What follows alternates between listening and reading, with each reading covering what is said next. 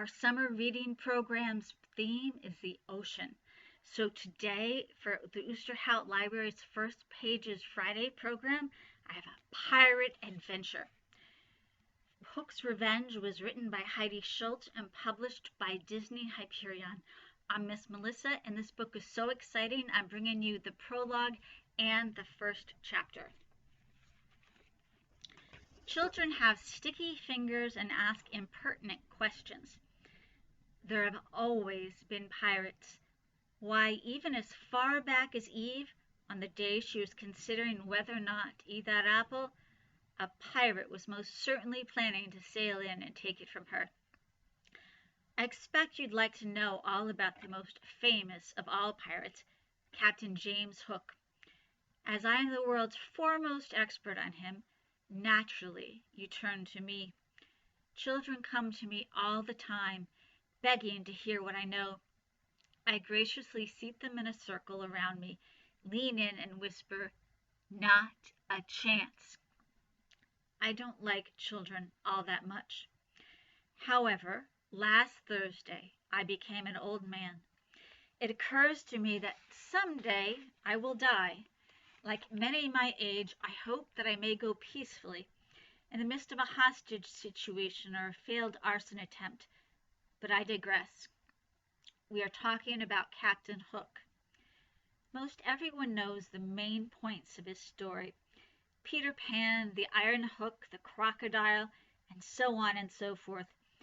What came after, however, with Jocelyn, Hook's last request and such, now that's far more interesting. What's that? You've never heard of young Jocelyn Hook? I'm not surprised. I'd venture to guess that the list of things you know nothing about could fill volumes. However, today appears to be your lucky day. You are about to be enlightened. The fact that I am the one who must provide the enlightenment can only mean that today is my unlucky day. But sometimes these things cannot be helped. There's no use putting it off any longer. It is time to tell what I know, lest the girl's story die with me. Settle in, I suppose. Do be sure not to touch anything, and for heaven's sake, please don't breathe so loudly. If you're quite comfortable, I'll pour myself a little drink and begin. If you are not comfortable, I'll begin anyhow. Your comfort is of little concern to me. Chapter 1, in which our heroine displays clear need for professional help. The week before Jocelyn's grandfather decided to send her away to finishing school was an eventful one, even by her standards. On Monday, the girl's newest tutor found his pupil unable to do her history lesson. Someone had torn most of the pages from her lesson book in order to make paper boats. This same unidentified person had then floated the paper boats on the garden pond, after lighting them on fire, of course. Jocelyn sat at her desk, the very picture of wide-eyed innocence, with a spot of soot on her nose and the faint smell of smoke still clinging to her rumpled dress. If you ask me, her tutor was wrong to turn in his resignation. True history is filled with burning fleets. On Tuesday, Jocelyn startled the head cook, who rather foolishly did not expect a 12-year-old girl to come flying down the front banister, brandishing a wooden sword and singing a bawdy sea chanty at the top of her lungs. A tea tray of French pastries dropped on the manor's finest Persian rug was clearly no one's fault but the cook's own. Wednesday, Thursday, and Friday were much the same. Jocelyn tore her new silk stockings trying to climb the high iron fence that surrounded Hopewell Manor in order to see out and scout for enemy ships approaching. Her finest blue sash went missing, only to be discovered beneath the hedges, one end tied into a complicated sailor's knot, the other a noose.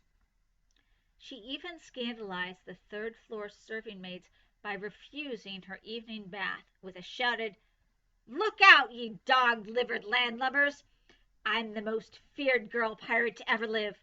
I'll see you keel-hauled before you ever get me to walk that plank." All these things were bad, to be sure, but not entirely out of character for the girl.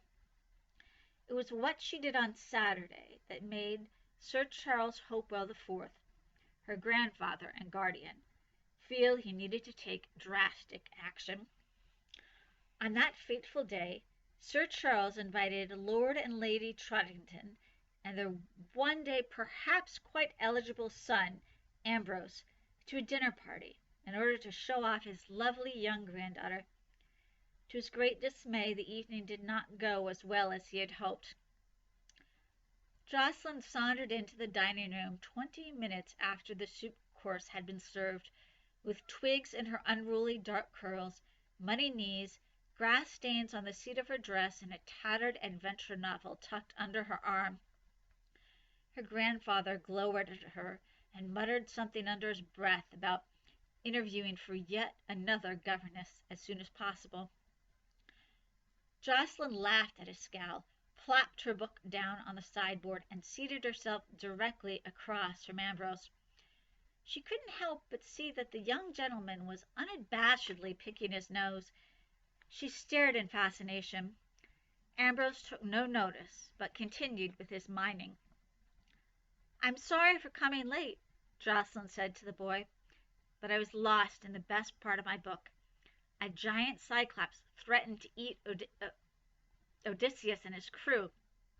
In order to escape and return to their ship, they had to get a monster drunk, wait until he was firmly asleep, find a sharp stick, and—" Jocelyn leaned in and spoke in a reverential whisper, "gouge his terrible cyclops eye out. Isn't that marvelous?" Ambrose yawned. He did not choose to remove his finger from his nostril, instead speaking around it. "That's rather disgusting talk for the dining table." His sinus spelunking paused for the briefest of moments while he looked Jocelyn over.